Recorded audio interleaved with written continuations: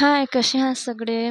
तर तुम्ही वातावरण बघू शकता. थोडंसं बदल, पाणी आहे. तर अशा वातावरणात काही चांगलं खायची क्रेव्हिंग होतच असते. तर मी बनवलेली आहे मॅगी आणि मी मॅगी ना ती अशी पाण्यात उकळून तशी नाही बनवत.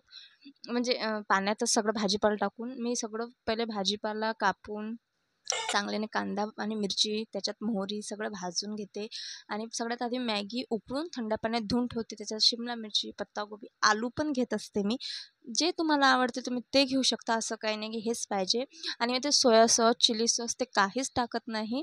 आपलं नमक, चटणी, हळद एवढंच आणि मी ते शूट नाही केलं. बघू शकता तुम्ही आणि सिंपल मॅगी आहे बघू शकता आणि खायला पण खूपच जास्त सुंदर लागते. चला भेटूया पुढच्या रेसिपीमध्ये.